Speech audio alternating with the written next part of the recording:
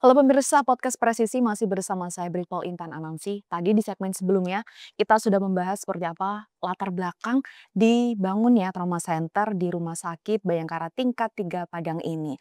Kemudian di segmen ini kita akan membahas lebih dalam fasilitas, kesiapan tenaga medis, dan tentu saja pelayanan untuk masyarakat. Bagaimana upaya kepolisian memastikan layanan darurat tersebut berjalan dengan optimal? Langsung saja kita akan berbincang dengan narasumber kita yang luar biasa hari ini, Kepala Rumah Sakit Bayangkara Tingkat 3 Padang, Kompol Dr. Hari Andromeda, Magister Kedokteran Spesialis Jantung dan Pembuluh Darah. Dokter, tadi kan kita sudah membahas tuh latar belakang dari trauma center ini sendiri. Kemudian fasilitas yang tersedia di trauma center ini apa aja, Dok? Baik, Rumah Sakit Bayangkara ini sama seperti rumah sakit lain yang memiliki fasilitas untuk, khususnya trauma center ya. Kami punya unit instalasi gawat darurat di IGD ya. Kami di IGD ini kami memiliki lengkap ya dengan dokter jaga, perawat dan, alat-alat semua yang kiranya perlu untuk, layanan emergensi.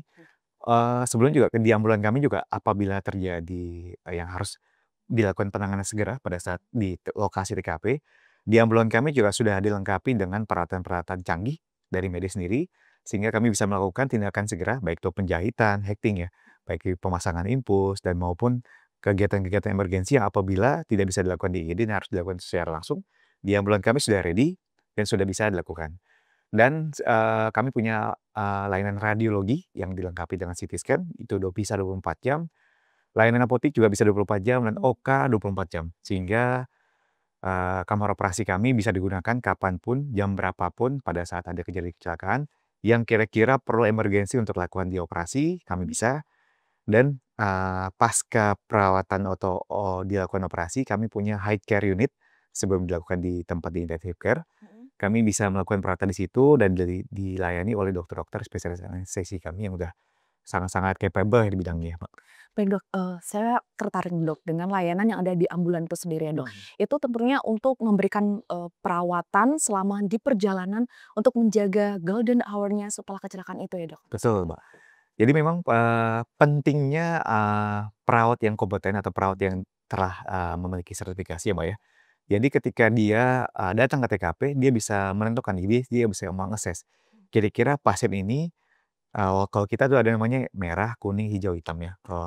Kalau merah tuh perlu segera dibawa, tapi kalau masih kuning, hijau, mungkin bisa kita lakukan penanganan awal dulu. Mungkin kalau misalnya ada curiga patah, bisa kita pasangkan seperti collar neck ya, di bagian leher, atau mungkin kalau, posisinya nggak pas, jadi atau curiga ada patah tangan, bisa kita pasangkan bidai Mbak di tangannya, atau mungkin kalau kira-kira dia banyak pendarahan, bisa kita pasang infus segera di sana.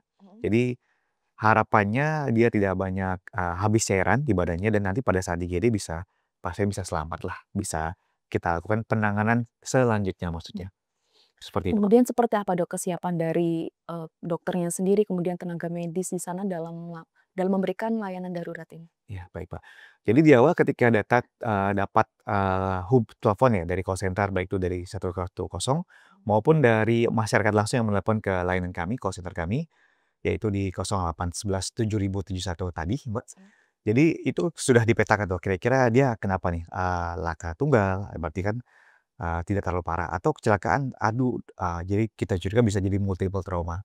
Jadi, oh bisa dibayangkan nih, ini kira-kira arahnya ke bedah saraf, berarti ke bagian kepala. Berarti, dokter jaganya sudah, riset di bagian kepala, otaknya bagaimana caranya nih, nanti arahnya ke dokter bedah saraf nih. Atau mungkin curiganya patah nih, ya berarti persiapannya ke arah bedah ortopedi. Jadi sudah ter-mindset di teman-teman di IGD bahwa ketika telepon datang, dia udah tahu nih dapat gambaran apa dan nanti dapat laporan langsung dari perawat-perawat dan dokter dan yang ke TKP. Oh, oke, pasien dengan ini sudah dilakukan ini dan akan rencananya ini. Jadi tolong siapkan ini. Jadi dia, continue, Mbak. Jadi ada apa ya, pelayanan terpadu lah, bagaimana selanjutnya dan tapi apa yang akan dilakukan. Jadi ada komunikasi yang terjalin sehingga bisa maksimal untuk menyelamatkan pasien ya, karena memang kalau terkait trauma, ini sangat kita dikejar waktu, Mbak. Bagaimana caranya dengan sesegera mungkin bisa menangani karena kaitannya dengan nyawa soalnya. Baik Dok, ini berarti saat pasien masih berada di jalan itu dokter jaga di rumah sakit udah tahu ya Dok, ini penanganan penanganan apa yang akan dilakukan terhadap pasien ini seperti itu ya Iya Dok? iya, karena kan sifatnya kalau biasanya kalau motor atau mobil ya, ini udah pasti khususnya trauma ya, Mbak. Oke. Jadi yang paling penting kita akses kan dokternya sesuai keilmuan ya, itu ada A, B, C, D-nya. Jadi sudah ada, runtutan apa-apa aja yang perlu diakses dan saya yakin, dokter dan atau perawat kami sudah bisa menilai, Mbak.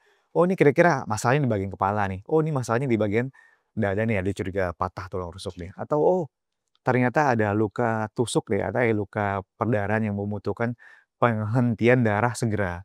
Jadi saya Mhm. rasa dokter-dokter kami sudah bisa, meng-handle Mhm. baik situasi di lapangan maupun nanti pada saat ketika pasiennya, transportable, Mbak, artinya sudah layak untuk dikirim ke IGD. Jadi tidak langsung ujuk-ujuk semua pasien ketika ada kecelakaan di jalan itu langsung dirujuk ke rumah sakit, tidak. Jadi disitulah perlunya mengakses ketika, kita sampai di TKP Oke. kecelakaan. Baik Dok, tadi, trauma center atau khususnya Rumah Sakit Padang ini kan, maksud kami Rumah Sakit Bayangkara Tingkat Padang ini kan juga terintegrasi dengan layanan kepolisian.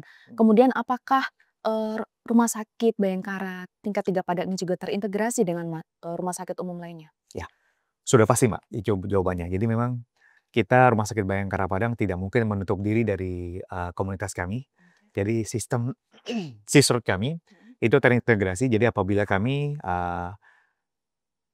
mampu untuk melaksanakan penanganan, awal, lanjutan, kami biasanya tetap kami lakukan.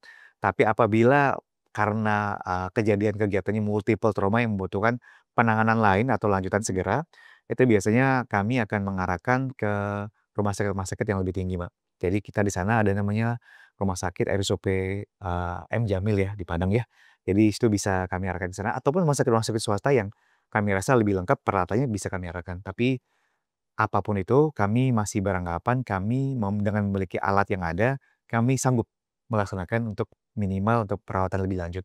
Kecuali mungkin, setelah kami rawat dan setelah kami lakukan tindakan, tidak ada perubahan atau tidak ada perbaikan, mungkin bisa lainnya kita lakukan rujukan ya. Sistem rujukan itu tetap ada kami lakukan. Baik Dok, ini kan Rumah Sakit Bayangkara tidak hanya melayani anggota polisi dan keluarganya Dok, Betul. tapi juga masyarakat umum dengan dihadirkannya BPJS tadi Dok. Hmm. Ini seperti apa Dok mekanisme penanganannya untuk, pasien, BPJS, dan asuransi? Ya, baik, Mbak. Jadi kalau terkait karena kita bahasnya trauma center pasti ini terkait dengan, jasara harja ya. Karena asuransi terkait yang kecelakaan di jalan, itu jasara harja yang bisa meng-cover itu jika dia masih, luka atau cacat atau apa, luka-luka ya ringan sampai berat, itu masih bisa di-cover oleh jasara harja, itu kalau nggak salah sampai 20 juta ya. Tapi apabila ternyata dalam, melakukan tindakan atau kegiatan medis yang untuk ke pasiennya, Mhm. apabila sudah di atas itu mungkin bisa kita lanjutkan untuk pakai BPJS ya.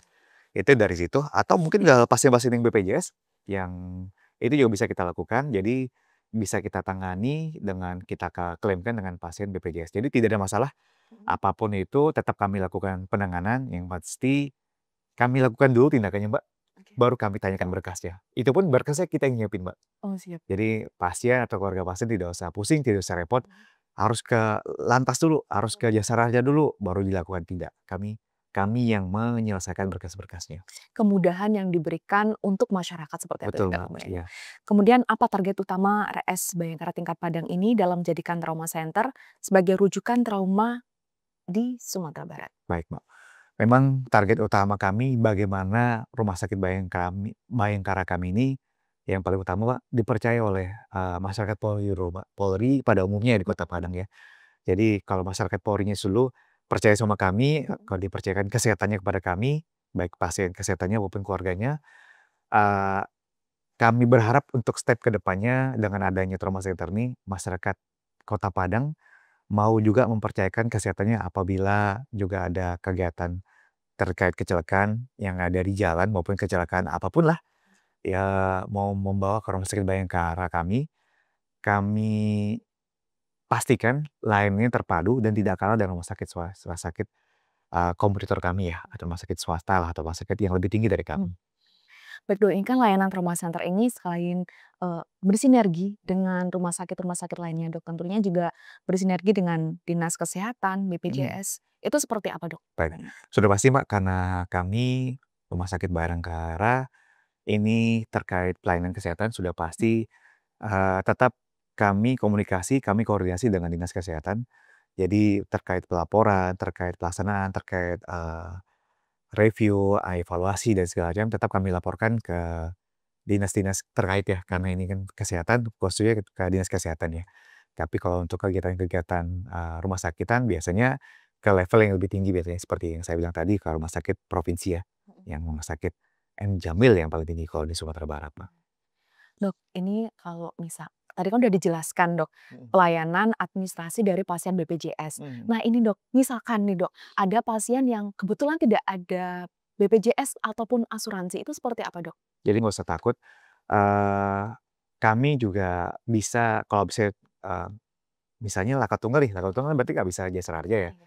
atau dia juga nggak ada BPJS, kebetulan, kita bekerja sama dengan dinas sosial, Mhm. jadi apapun itu kalau pasien-pasien yang tidak ada kartu kesehatannya, itu bisa di-cover oleh dinas sosial ya. Oke.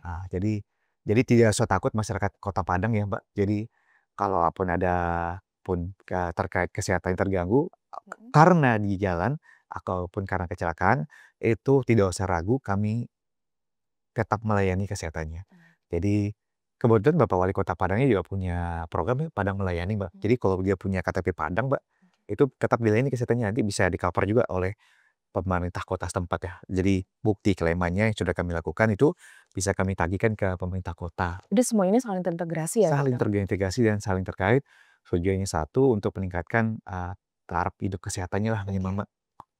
Baik, Dok, kemudian bagaimana dukungan dari pemerintah Kota Padang sendiri dengan hadirnya trauma center di Rumah Sakit Bayangkara? Ya, jadi memang, mungkin 2 bulan lalu atau 3 bulan lalu ya, Mhm. pernah kami dikumpulkan para kepala rumah sakit, para direktur rumah sakit dikumpulkan oleh Bapak Wali Kota Padang, jadi bagaimana caranya menyamakan visi misi ya, Mbak, komitmen terkait pelayanan kesehatan di Kota Padang. Jadi kami sudah menandatangani ya, di Wall of Fame-nya itu Mhm. untuk, eee, bagaimana caranya masyarakat Padang ini sehatlah.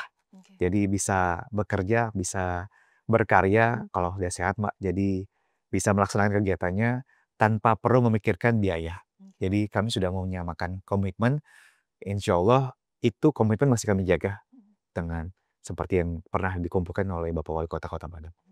Karena kesehatan ini juga menentukan kesejahteraan masyarakat sendiri ya, Dok? Sangat setuju, Mbak.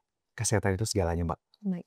Kemudian, Dok, apa pesan dokter untuk masyarakat Sumatera Barat, khususnya di Kota Padang, untuk memanfaatkan trauma center ini? Ya, kami pastikan, Polri itu emang untuk masyarakat. Jadi terutama kami di fungsi kesehatan, bagaimana caranya kami bisa bekerja membantu, program-program Bapak Kapolda Mhm. untuk, di dunia kesehatan kami siap, kami mampu, dan kami bisa diandalkan oleh masyarakat Polri dan masyarakat, umumnya untuk mempercayakan kesehatannya ke Rumah Sakit Bayangkara tingkat 3 Kota Padang.